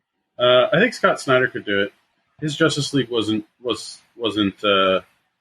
good, and I enjoyed it. And he brought in the Justice Society in his iteration of it and did a good job with the characters there. We all know I love Scott Snyder. He does big ideas. Not sure to me if that would translate to JSA. Again, that modern take on it. I would not say no to him on that book at all. But I like him as sort of the architect of these big, massive events. He's got a really good take on. Would you allow him to do the Dark Multiverse JSA? Allow, Ryan. Allow. I'll allow it. No, like I said, he's got great, big, massive, crazy ideas. But sometimes, the thing I liked about the JSA comic was the more slower, personal stories that were part of that. They had their big, crazy, nutso stories too, but to me, Joshua Williamson is a little closer to what I want from that. But how about Tinian? I'll take any of them. What's that? Tinian. Tinian would be great too. Again, he's killing it on Batman. He's done a really good job. Every book he's done recently has been on fire. So yeah. If he's, I think anyone can move over to it, but. You leaving Batman to do JSA? Probably not. Not if the JSA is the next big thing. Never know. Hey, man, no one wants that more than me. Double O Evans says, won't G.I. Joe fans be confused when that Cobra guy shows up in the DC universe? Oh. Do we think we're getting Cobra as like kind of the hidden villain of Suicide Squad? Ryan, I like your rumor better. Oh, Sorrow? Yeah. So that was a crazy thing. During FanDome, there was this weird rumor going around that the villain of the Suicide Squad movie is Starro. And I'm going to think people got their wires crossed. And that's actually the villain of the game. Because you have like the JLA are all evil in the game, right? No. Have like this, you see the Brainiac looking ship and they don't have like the stars on their face, but like that feels more like Starro. I don't know. Starro does not fit into that squad movie. No, not at all. That's what makes it so funny as an idea. Yeah, I would fucking love Starro to be in anything because we all know Starro is one of the greatest comic book characters of all time. That said, yeah. But Cobra's underground cult mass, terrorist organization. Yeah, if they're like kind of the real villains behind the general and squad, I mean, that would make total sense. As long as they use the costume and don't just make them random generic terrorists. Yeah. With like a Cobra icon. They need the costume to make it like all scaly, right? Yeah, hell yeah. Brian says, first off, my commute in Southern California sucked last week, not having you guys to listen to, so don't let that happen again. Oh. But I'm glad you're all safe from the fires. Thank you, Brian. I know you guys probably talked this over, but I'll ask anyway. Did any of you get chills from that Batman trailer? Being a huge Batman fan, it has promise. I'm pumped. DC is looking epic. And yeah, Toby, you're like that rare case. I don't think I've talked to anyone that hasn't been like super pumped over that Batman trailer. I'm super pumped for it. I'm just being honest about my feelings on Robert Pattinson. Yeah, that's fair. Not necessarily negative towards him. I'm not feeling it, but everything else in that trailer looks fabulous or amazing. Yeah. Okay. Well, I'm kind of in Toby's corner with. I'm not sure how I liked Robert Pattinson as Batman and Bruce because it's emo was hell Bruce Wayne. I'm totally down for. I am 100%. Emo anything you're pretty much down for. Of course you are, Ryan. I'm just saying, like the whole Tobey Maguire Spider-Man speed look doesn't work for me as Batman. I grow my hair in front of my face, walking around. I'm yeah, but no, like look, I loved every single one of Matt Reeves' movies. So I believe in Matt Reeves and I believe in what they do and. I was one of the guys that was fully on board with Batfleck. I was one of the early guys right away that said Heath Ledger was freaking dope as hell for Joker. So this is the first one where I'm like, I'm not so sure about this. And when he said, I'm vengeance, I didn't get the chills that you did because you just laughed about it. I was like, I actually had more of a, that didn't work for me reaction. But again, the trailer looks phenomenal. I can't wait for the movie. I just don't know if young Bruce Wayne works for me in that setting. But again, I mean, it's a trailer. I have nothing to say really, but to wait and watch this amazing movie that I think is going to be freaking bonkers and awesome. When that trailer came out, The Crow was trending on Twitter. Yeah, people were Batman feels that they can get Rob Pattinson as the new Crow. I'm like, oh yeah, same vibes, man. I am feeling that. I'm feeling that hard in this. That's actually me. Yeah. Oh, dude, like what I want to see is somebody take the Crow soundtrack and put it to that Batman trailer and see if it works. Like 16-year-old Orion would have been like, this is the greatest movie of all time. 16? What do you mean? Well, like it's the same now, isn't it? Yeah, basically it's the same now. Yeah. All right, we're gonna pivot here for a second. We got some. It's still DC, of course, but contrary to popular belief, we're actually not a DC podcast. We've just talked about nothing but DC for the last 20 episodes because that's all there's to talk about. We got a question from David Baroldi here. Okay, let's get into this. It's comic book related. We're going to go off from FanDome. That we got the two most important questions about FanDome next. Okay, saving these two for last. But let's get to David first. He says, dudes, it's time to finally address the fact that the Young Justice and Legion of Superhero revival comics by Brian Michael Bendis kind of stink. For all the shit you guys give the X-Books over at Marvel, these two titles have been nothing but pointless meandering without interesting plot or character development. Even though I was initially excited to see Superboy and Impulse return, they've done nothing with either of them while finding the time to utterly ruin Tim Drake. That costume, making his codename his actual last name, woof. Did you guys like these books? If so, is it just a halo effect of the DC logo on the covers? Oh. Now, whoa, man. Brutal. Dude, now, Dave. I am surprised you're actually answering this question. Oh, no, I'm not going to deny part of it. I've read at this point, I think every comic Brian Michael Bendis has done at Marvel and DC in a decent chunk of his independent stuff. I didn't stick with Powers, but I really like Fire and Torso like way back in the day. Bendis likes characters. Plot, story, he's a good character writer, right? So in books like Legion and Young Justice, I'm there for the characters. Now, we don't know how Young Justice is going to end. Young Justice is one of the titles ending as Metal wraps up. So I expect there will be some lead in to whatever comes next. Whether that's by Bendis or not, I'm not sure. But a big chunk of this story has been getting these characters back together. I expect we will find out the more greater mystery that has been teasing this whole time of what exactly happened, that these characters don't remember each other. But that does lead in with the whole rebirth, multiverse, Metal story, so it might just get resolved in there. But I'm not too surprised this is how it turned out. Again, Bendis, I think, just really likes writing characters interacting and less involved with the real plot of the story. Legion is bananas crazy, right? And I think that's his intent. That the confusion of the Legion, the crazy amount of characters that are in that book.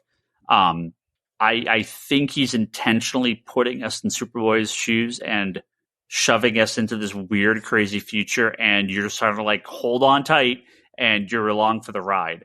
There is more plot in Legion than I'd say Young Justice. Young Justice has been fairly light on a more kind of standard plot for the whole story.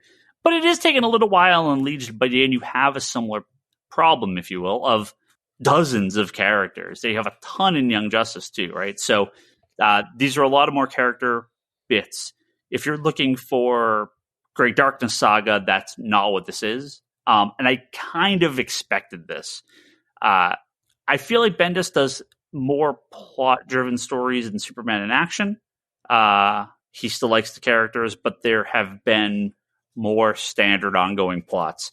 Especially Legion, feels very experimental for him. This issue out this week and the issue coming out next month with 20 different artists doing 20 different pages. I think they're really letting Bendis just kind of do whatever he wants in this book, and it's interesting. I totally understand that it's not for everyone, though. Well, from what I've read of both of them and Bendis' Action and Superman, it seems to me that like Action and Superman are very that older comic book audience that you're trying to tell like a real story with the these characters, but you have kind of, like you said, something that's plot driven that's really guiding the story. With Legion, it's almost as if he's writing Legion for that teenage audience, that audience that's going through all of the changes and stuff, and high school and all the craziness that's going on, and how everything is just this overwhelming at times, which is what the sense I get when I'm reading that. As for Young Justice is just that wacky, crazy. What's the next leg of this adventure that we're going on, and it's just wacky and all over the place, but it really fits in with that wonder line that he has going on, especially with the Wonder Twins, as well as what was the other one that was on that lineup too? Amethyst is in that one. Amethyst, yeah. So I think it's like, I understand where people could get like a little just not like those things, but I think they're definitely written for like a different type of audience or a different speed of audience. Yeah, I'm sure with Young Justice. With Legion, I'm a little less. I don't know. I mean, I think Legion's audience is what it is. I don't think you're going to get new people reading the Legion comic.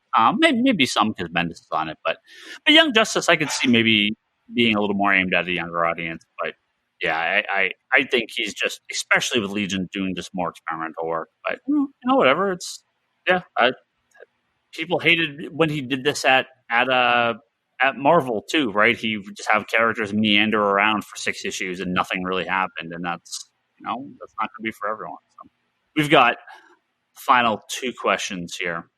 One from Craig Anderson. He says, I've got a huge problem with all the Snyder DCU movies, from Martha to his completely misunderstanding Superman and Batman. That said, why am I looking so forward to the Snyder Cut? Craig, you are a true comic book fan, because as bad as it is, it's another comic book movie and you're going to watch it, and you have to watch it because you're a real nerd. As you always post on Facebook, if you were a real nerd, you'd be into this stuff. That's how we know. You hate it, and yet you still got to watch it because it's a comic book movie. That's how we know. Everyone's going to watch it. I don't care who you are, unless like the biggest haters are going to watch this just to see how it is. They're going to. They have to, right? Because you can't shit on it. Oh, well, I guess you can't shit on it if you haven't seen it. But, you could shit on it better if you've seen it. I shit on Man of Steel. And That's fine. You watch. But I watched it, right? I shit on Batman v Superman, but I actually enjoyed the extended cut. Except there was no way to fix that Martha shit. Like there was no way. Like unless you cut it out completely, there's no way to fix that. But yeah, there was things about the extended cut that I thought were really well done, and that made me go, okay, is there a Man of Steel cut that's better than this version that we've gotten? Because I really love the first 20 minutes of that movie on Krypton. Oof, it's good stuff. Yeah. Final question. It's from Zach Johnson. This is going to be one we're going to go around. We got a question for everyone. If you could only watch one of these movies tomorrow, which would it be? The Snyder Cut of Justice League, The Batman, The Suicide Squad, Black Adam, Wonder Woman 84, or The Flash? All the movies talked about it at FanDome. One of them is available to watch tomorrow. Which is it? So does that mean one you're watching tomorrow and your others you wait until they actually are released? That's how I would read it. They'll all come out. It doesn't mean that you're only watching one forever. What do you watch tomorrow? Suicide Squad. Okay. I just got it. See, for me, Flash, I just don't even believe will ever happen. So, I don't even care. I hope it does, but at this point, I just can't put no faith into it. Wonder Woman 84 is right around the corner. I can wait. I'm fine with that, right? Black Adam, it's so far off. I might actually, this is not a, Shazam 2 will happen, I believe. Black Adam, I'm a little bit like The Flash. It's just like, boy, they've been talking about this for so long and so many starts and stops.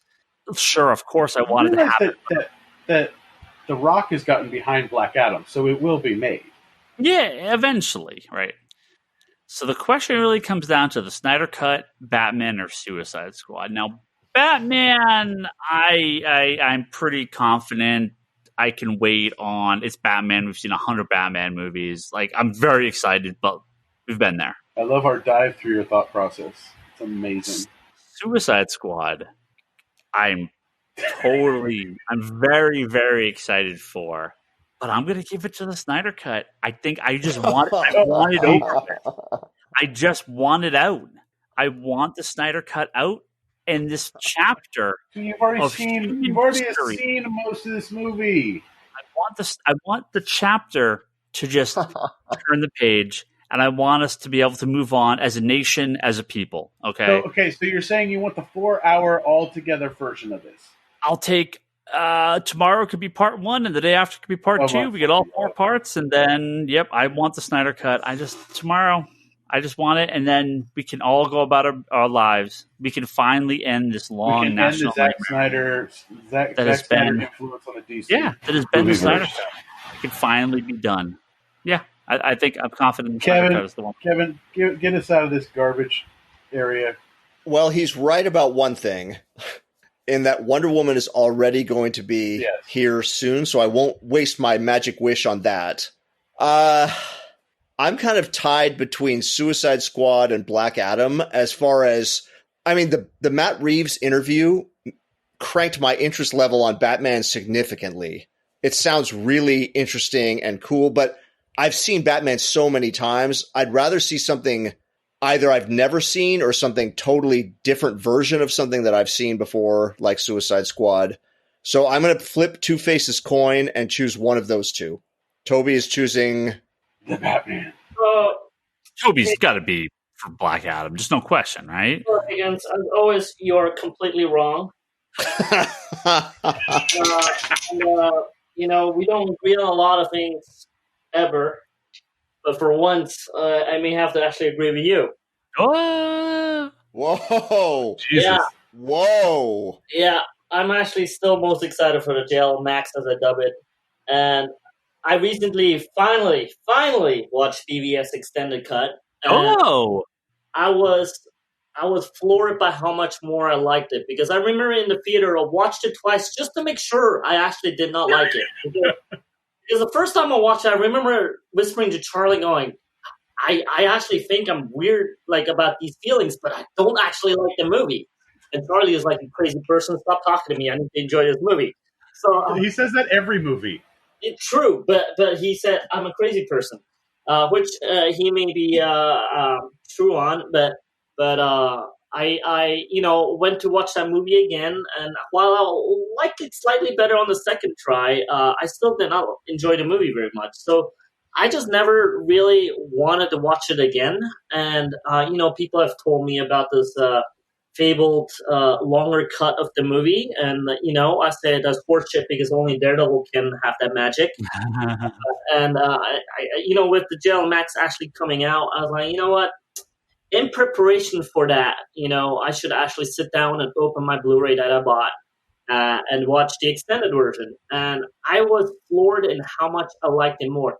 Lex went from the most annoying character to me liking him in the movie, just because he made so much more sense. You actually see him pulling all the strings and stuff like that.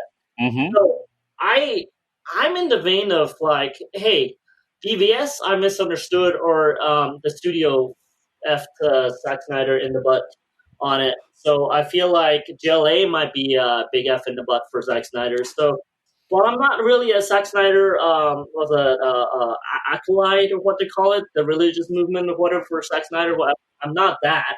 But I did enjoy Man of Steel, and I did enjoy quite a bit more the extended version of BVS. That I guess there's a glimmer of hope that maybe JLA could be safe, or Justice League, could be safe with this cut. I don't know. I want to hope to wish that it's true, that this will be the ultimate version and that everything is back in place. So I'm gonna go with JL Max. So yeah, while The Rock, look, The Rock is The Rock. I'll watch him in every other movie that he's doing, and I'll get The Rock that way. No, you don't have to skip it, Toby. The premise is that you get to rush one of them into your eyeballs tomorrow. It is absolutely Justice League Max. I am so excited and hopeful that this is going to be awesome. But it could be totally bite me in the butt, as it could still suck. There's a lot of I'm absolutely clear on that. going on right now. The Batman is a far safer pick in all of this, but I really want a good Justice League movie with those people, with these actors, with Batfleck and all of that stuff, because I thought it could have been awesome. And I think somehow there's a glimmer of hope in all of this. And while I'm not a Snyder acolyte, I'm truly hoping that this is going to work out. So I'm going to go with Justice League Max. That's great. I love it. I love to hear it. I love to hear we got to talk about the BVS extended cut too. I didn't know you've watched that. It's much better. It's so much better. It's not. It was almost a Daredevil. It was almost a Daredevil repeat for me. I was like, whoa, this is so much better. But yeah, that was a 3-hour cut. So bring on the 4-hour Justice League cut. I'm totally in. Yeah. Well, that is a very, very long episode. Our talk about DC FanDome. Very excited. Lots of good stuff. Sounds like a lot of people watched it. So yeah, we'll be back next week to talk all about some more stuff. But hopefully it's a slower news week so we can catch up on some of these things we didn't talk about from the last 2 weeks. But we are going to wrap up. Hope you enjoyed FanDome, and I'm sure we'll talk about some of the stuff in September again when the second part comes out. Let's thank our wonderful Patreon backers. the high tier backers. That's Joe Duff, Andrew Nelson Mendez at Recovery of an Anime Junkie podcast, Craig Anderson at CraigPAnderson.com. He's been posting all sorts of stuff about how we can help you in your professional life. So go check out CraigPAnderson.com. James Laws, Jimmy Rivera at the Social Forum podcast. That's FOURUM. Jesse Peterson at the Comic Book Matters podcast. It's a comic book podcast about how comics impact us and change our lives. And also Martin Aguilar. He wants to help promote his girlfriend at Lost Ghost Flower on Instagram and Etsy.com/shop/Lost Ghost Flower. So go check out her artwork. Is that the Pokemon extension artwork? It is, yeah. She has some cool Pokemon artwork, so always good to see that. Let's tell you where else you can listen to all our previous episodes. That would be on comicconspiracypodcast.com, geekbox.net, Apple Podcast, and Spotify. Find them all there. And go to youtube.com/comicsconspiracy if you would like. We have our episodes up on audio format on YouTube if that's your preferred way to listen to stuff. And if you got some long-form questions, not on Patreon, and you'll be sometimes questions on Twitter. We haven't done as many recently, but you can always send us questions to the Comic Conspiracy at geekbox.net. And if you want to jump the line and get into our weekly Q&A thread, patreon.com/Comic Conspiracy for as little as $1. You can help support this podcast. Always appreciated. Physical comic books can be bought from us at comicsconspiracy.biz. That would include Batman 3 Jokers #1 comes out tomorrow. I mean, technically came out today. We'll be talking about that next week for sure. We also have our Mitch Gerrard's variant cover for Detective Comics 1027 you can buy from our store. We also have a limited number of signed copies that we're going to be sending out in September, right around the corner, a couple weeks before that book comes out. Very excited. All I'm hearing right now is, Brock, you got a shit ton of work. Brock, you got a shit ton of work. Brock, you got a shit ton of work. Hey, we're not. Yeah. We're going to be shipping a lot of books. Oh, yeah. So comicsconspiracy.biz has got a few weeks to put those pre-orders in for our Detective Comics 1027 variant cover. Go to conspiratorrock.com. That's Brock's blog for video pull lists and unboxing videos. You can watch his stuff there.